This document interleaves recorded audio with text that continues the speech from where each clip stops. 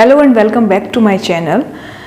आज हम बात करेंगे डेंटल प्रोडक्ट्स के बारे में। फार्मास्यूटिकल इनऑर्गेनिक केमिस्ट्री का एक टॉपिक है, बी फार्मा फर्स्ट सेमेस्टर में पढ़ते हैं हम इसको।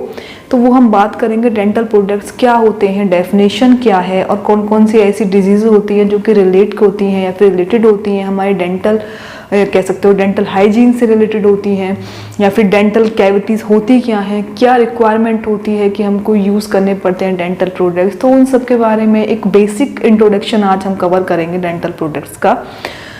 सो स्टार्ट करते हैं इंट्रोडक्शन एंड डेफिनेशन के साथ। डेंटल प्रोडक्ट्स क्या होते हैं।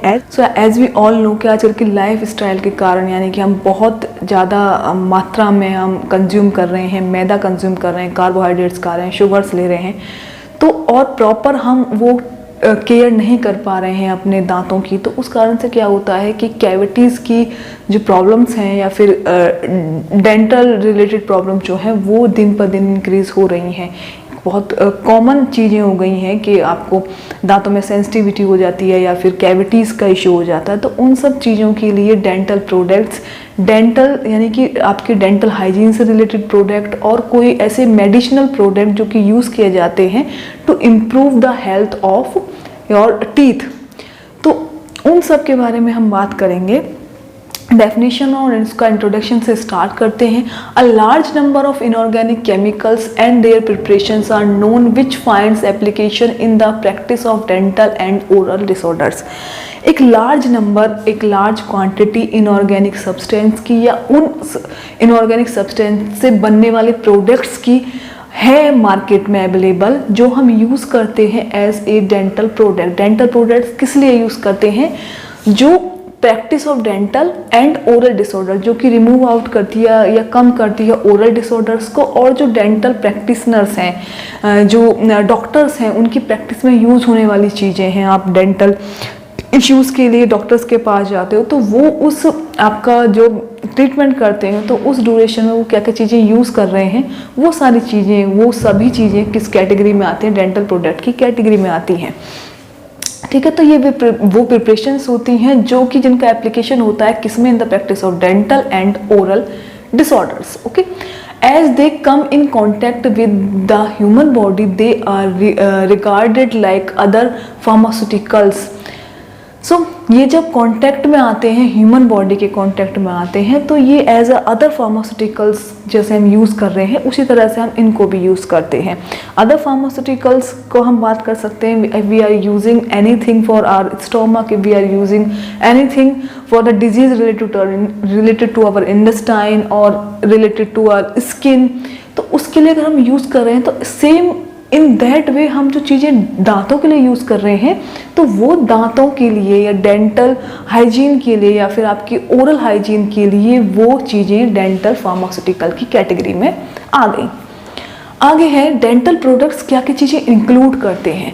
वो इंक्लूड करते हैं anti carries products, cleaning product and polishing agent. ये तीन चीज़ें एक ओवरव्यू हम करना चाहें तो उन तीन कैटेगरीज में बहुत सारी चीज़ें रखी गई हैं, लेकिन कैटेगरी तीन है।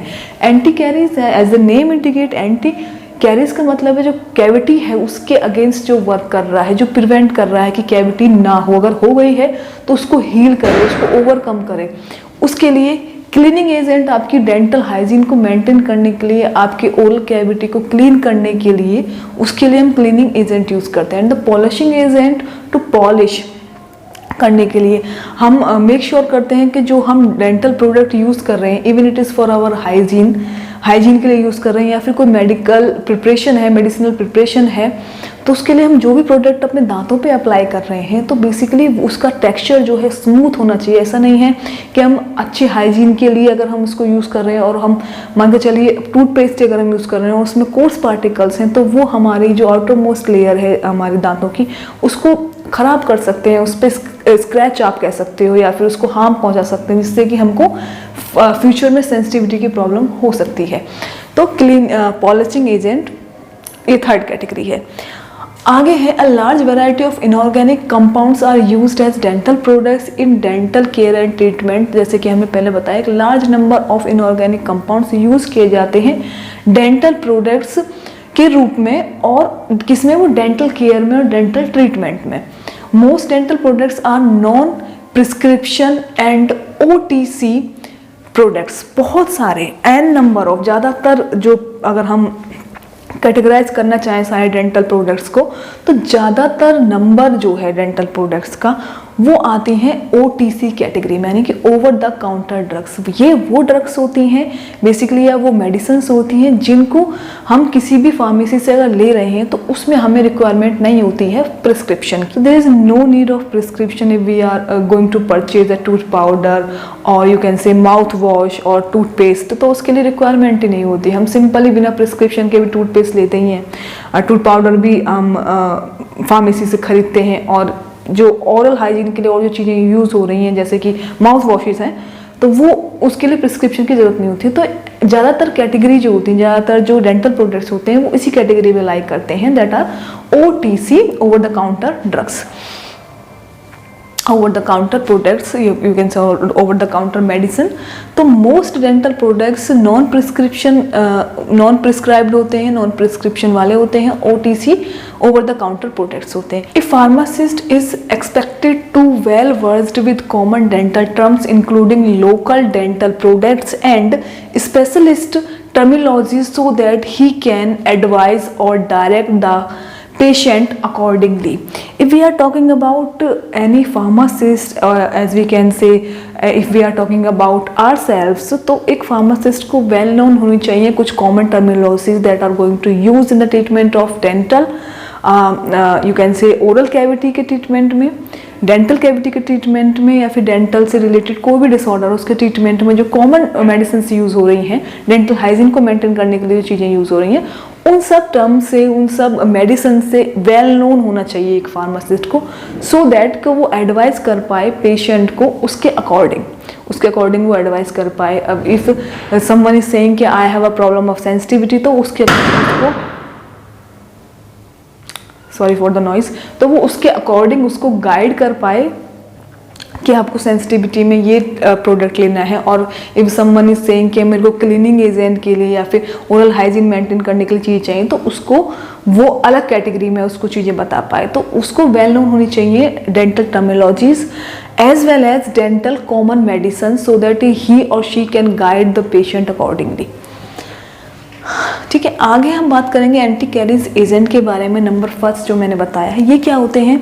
डेंटल कैरीज और टूथ डिके इज मोर और less disease of teeth caused by acid produced by the action of microorganism on carbohydrates. As I previously discussed, इस वीडियो में मैंने शुरुआत में आपको बताया है कि आप हमारे जो पूरा जो आप कह सकते हो खाने का जंक फूड जो हम कंज्यूम करते हैं, मोस्ट ऑफ जंक फूड जो कंटेन करते हैं कार्बोहाइड्रेट्स कंटेन करते हैं। तो कार्बोहाइड्रेट्स जब आपके टूथ पर वो सरफेस पर रह जाते हैं, तो वहाँ पे अगर आप पेस्ट नहीं कर रहे हो या फिर आप प्रॉपर क्लीन नहीं कर रहे हो टीथ को, तो वहाँ पे स्टार्ट हो जाता है acid formation due to the microorganism का एक्युमुलेशन होता है वहाँ पे, और एसिड फॉर्मेशन होना स्टार्ट हो जाता है। उससे क्या होता है, एसिड फॉर्मेशन से जो आपकी लेयर है, टीथ की आउटर मोस्ट लेयर है, वो धीरे धीरे डिके होना स्टार्ट हो जाती है, खराब होना स्टार्ट हो जाती है, और वहाँ पे आप कह सकते हो कैविटी ऑब्टेन आउट हो जाती है। तो यही बात हो रही है कि डेंटल कैरीज और टूथ डिके मोर और लेस डिजीज़ है, मोर और लेस कॉमन डिजीज़ है ऑफ टीथ, जो कि कॉज होती है एसिड प्रोड्यूस हो जाता है bye the action of micro organism के एक्शन के कारण, किस पर? ऑन कार्बोहाइड्रेट्स पर, जो कि आपके टूथ के सरफेस पे अवेलेबल होते हैं क्योंकि आपने वो कंज्यूम किए हैं। क्या है? This disease is characterized by decalcification of tooth accompanied by foul mouth odor। The exact cause and mechanism of dental caries is not known with certainty, however it is accepted that dental caries first of all start on the surface of teeth। Next paragraph में ये कहा जा रहा है कि ऐसा कोई certain किस रीजन के कारण टूथ डिके या फिर डेंटल कैविटी ऑब्टेन आउट होती है, ये नहीं सर्टेन तौर पे अभी मालूम है, लेकिन ये माना जाता है कि सरफेस से स्टार्ट होती है, then it will go layer by layer down, ये आपके लेयर बाय लेयर टूथ को ख़राब करती चली जाती है। और उसके बाद ये जो करेक्टराइज, इसके सिम्टम्स अगर हम करेक्टराइज फाइंड आउट करना चाहें कि हाँ इसको कैविटी हो गई है, तो पहले तो वो दिख ही जाता है, एक ब्लैक का सा अक्यूमुलेशन आपके टीथ पर दिख जाता है, वो आप अगर देखना चाहें तो। और फाउल मतलब एक बैड ऑर्डर आपके मुंह से आता है, आपके माउथ से आता है, स्मेल आता है।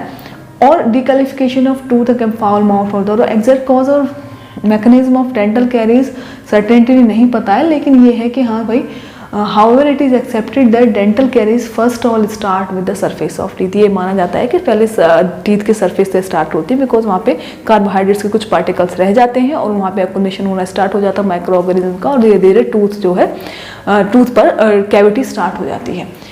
आगे क्या है, acid produced by the bacterial metabolism fermenting carbohydrates act on teeth produce lesions where bacterials get localized and dental caries get produced। Acid produce होता है बिकॉज जो कार्बोहाइड्रेट्स टूथ की सरफेस पे है उसमें फर्मेंटेशन होना स्टार्ट हो जाता है और वहाँ पे प्रोड्यूस करता है लेशंस, जहाँ पे बैक्टीरिया जो है आसानी से लोकलाइज हो जाता है, प्लेस हो जाता है और डेंटल कैरीज को प्रोड्यूस करता है।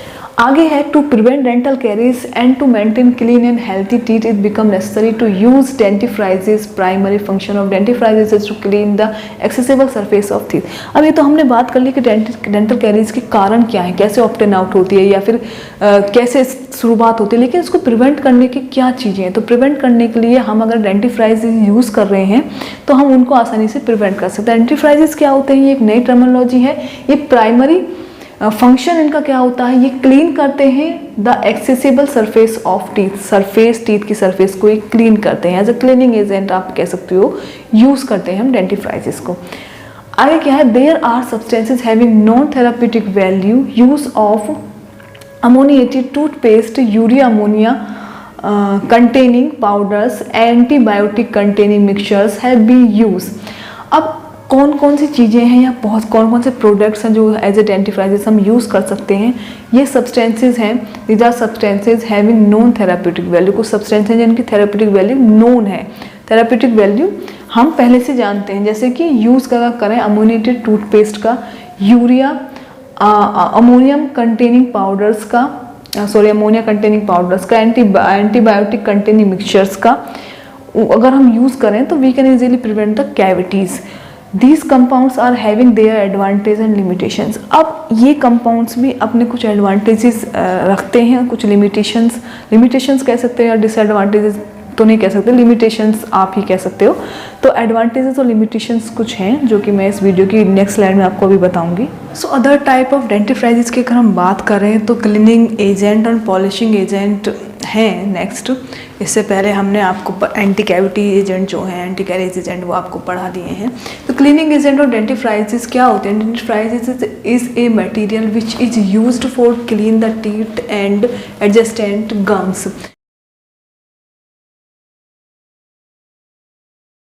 तो डेंटिफ्राइजेस वो मटेरियल होता है जो बेसिकली यूज़ किया जाता है क्लीन करने के लिए टूथ्स को, और गम रिलेटेड प्रॉब्लम्स जो है उनको कम करने के लिए, रिमूव करने के लिए या फिर उनको कम करने के लिए वो यूज़ किया जाता है। That is known as डेंटिफ्राइजेस।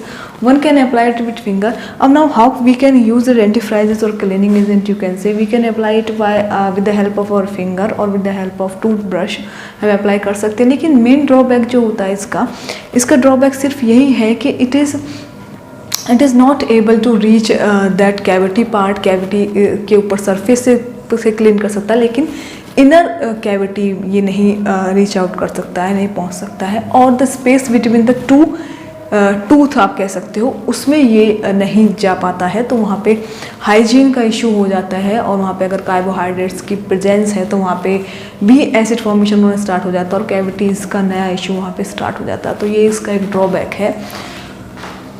आगे है, the cleaning action is dependent upon the abrasive property and rubbing force. अब कैसे हम क्लीनिंग एक्शन प्रोड्यूस आउट कर सकते हैं? We can easily produce out the cleaning action of on our teeth by rubbing action and abrasive action, घर्षण जिसको बोलते हैं, या फिर हम धीरे धीरे क्योंकि जो हम टीथ पर अप्लाई करते हैं सर्कुलर मोशन में हम अप्लाई कर रहे हैं टूथपेस्ट, टूथ पाउडर, तो उसको हम बोलते हैं। तो उसकी हेल्प से, उस कह सकते हो उस मूवमेंट की हेल्प से वी कैन इजीली हम फाइंड आउट कर सकते हैं cleaning action by using abrasive property and rubbing force. अब पॉलिशिंग एजेंट क्या होते हैं? पॉलिशिंग एजेंट बेसिकली आपने डेली यूज़ में भी, जब हम डेली जब टूथ पेस्ट यूज़ करते हैं या फिर हम ब्रश कर रहे हैं, तो उसके बाद if we touch tongue on our teeth, on the surface of our teeth, तो हमको एक स्मूथ इफेक्ट मालूम चलता है कि एक स्मूथ टेक्सचर हमको फॉर्म आउट हुआ है on the surface of our teeth. तो उसको हम कहते हैं, वो प्रॉपर्टी जो टर्न आउट हुई है हमारे टीथ पर, वो है पॉलिशिंग इफेक्ट या फिर पॉलिशिंग एजेंट के कारण। तो अगर सपोज दैट पहले तो हमने टूथ पाउडर या कोई भी डेंटल प्रिपरेशन यूज़ कर रहे हैं, उसमें कोई भी ऐसा हार्श या क्रश पार्टिकल्स नहीं होने चाहिए ताकि जो हमारे सरफेस को, हमारे टीथ की सरफेस को ख़राब करें। दूसरा, एक पॉलिशिंग इफेक्ट प्रोड्यूस आउट करना चाहिए, तो वही सब्सटेंसेस की बात हो रही है। एक मेन रिक्वायरमेंट जो होती है गुड डेंटिफ्राइजेस की, to have polishing effect, polishing effect उसमें हो और ये क्लीन भी करे on clean teeth, it is possible to achieve. अब ये भी हम पॉसिबल कर सकते हैं, अचीव हो सकता है by the effect of abrasive action. Abrasive action, वो कंपोनेंट जो हम यूज़ कर रहे हैं, एब्रेसिव एक्शन अगर हम अप्लाई करते हैं विद दैट कंपोनेंट, तो ये इजीली फॉर्म आउट हो सकता है polishing effect on our teeth.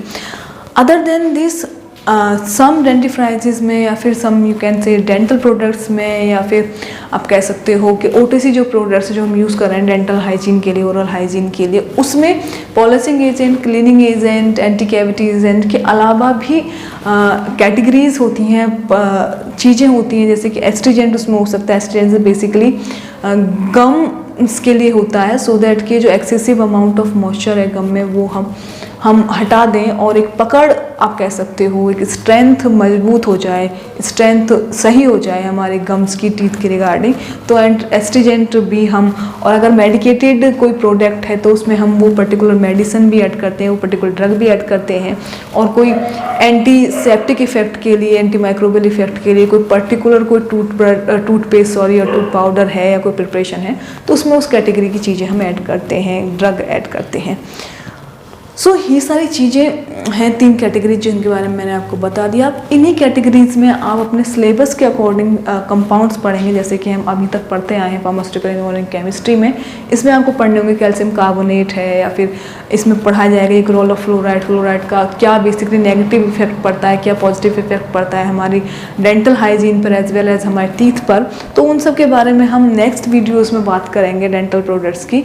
सो आज की वीडियो में इतना ही। उम्मीद है आपको वीडियो पसंद आई होगी। अगर आपको वीडियो पसंद आई है तो बताइए आपको क्या करना है। आपको वीडियो को लाइक करना है, चैनल को सब्सक्राइब करना है, इसे अपने दोस्तों के साथ शेयर करना है। So thank you for watching this and thank you for your all love and support. Thank you very much.